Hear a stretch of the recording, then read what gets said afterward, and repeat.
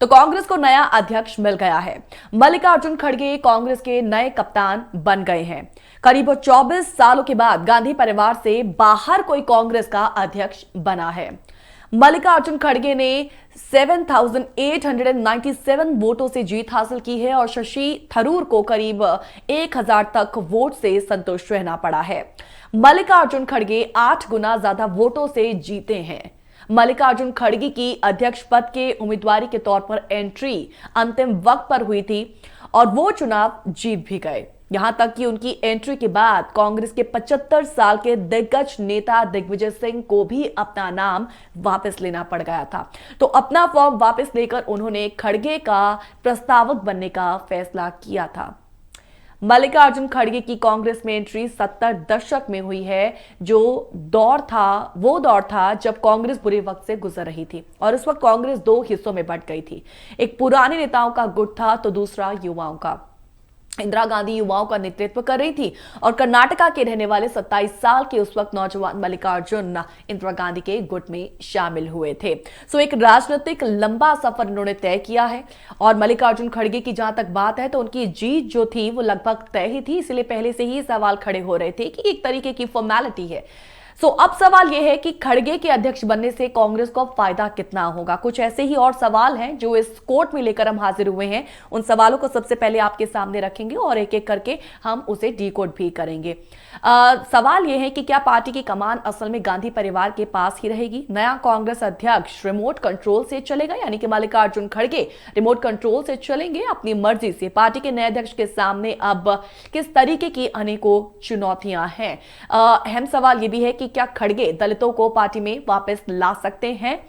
सवाल यह भी है कि अब कांग्रेस को इससे कितना फायदा होने वाला है, क्योंकि आगे तो विधानसभा चुनाव है। क्या पार्टी में बदलाव हो पाएगा, एक बड़ा बदलाव, एक पॉजिटिव बदलाव हो पाएगा? क्या वाकई ही गांधी परिवार का एकाधिकार कांग्रेस पार्टी से खत्म हो पाएगा? पार्टी में परिवार की जो अहमियत है क्या कम नहीं होगी? ये तमाम अहम सवाल हैं और एक तरीके से एक बड़ी चुनौती भी आज कांग्रेस के सामने है, क्योंकि एक बटाधार और एक तरीके से खंडित हो चुकी कांग्रेस को अब एक जब नए चैप्टर की वो शुरुआत करेगी और उसकी जो कमान है मल्लिकार्जुन खड़गे के हाथों होगी, तो फिर ऐसे में किस तरीके का जो बड़ा बदलाव है वो आ सकता है।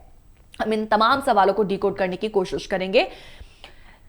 दरअसल विश्लेषकों और पार्टी के कुछ अंदरूनी लोगों के मुताबिक नए अध्यक्ष की सबसे महत्वपूर्ण जो चुनौती है वो है पार्टी पर अपना नियंत्रण कायम रखना और अपना सिक्का जमाना और अपनी बात मनवा पाना। यानी कि मल्लिकार्जुन खड़गे को अब इन तमाम पहलुओं से गुजरना पड़ेगा।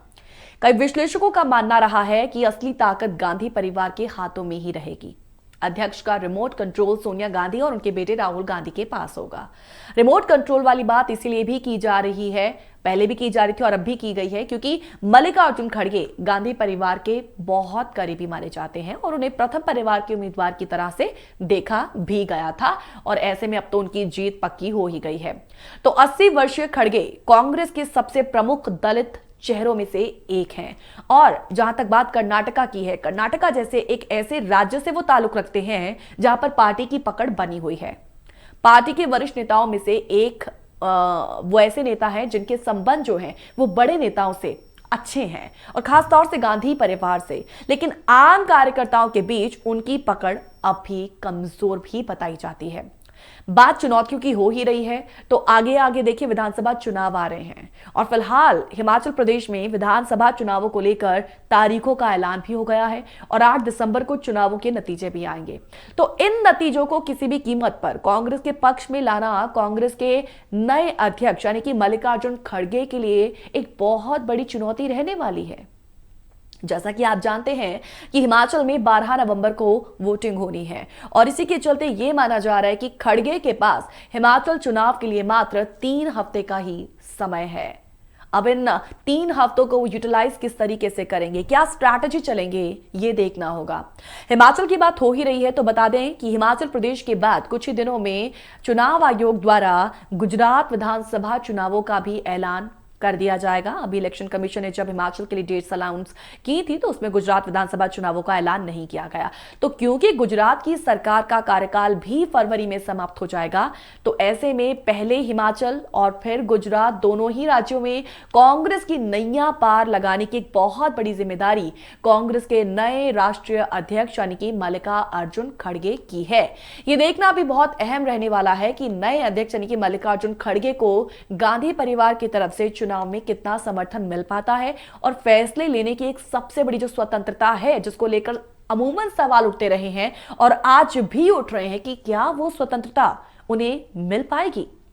दूसरी ओर राहुल गांधी इस वक्त भारत जोड़ो यात्रा का रोड मैप तो केरल से कश्मीर तक का वो सफर तय कर रहे हैं, लेकिन उनका ये मैप ना तो गुजरात को टच कर रहा है और ना ही हिमाचल को। तो ऐसे में जब हम चुनावों की बात करते हैं कि एक बड़ी चुनौती के रूप में मल्लिकार्जुन खड़गे को ये जिम्मेदारी संभालनी है, तो सवाल ये उठता है कि भारत जोड़ो यात्रा से क्या सच में कांग्रेस को गुजरात हिमाचल में फायदा होगा।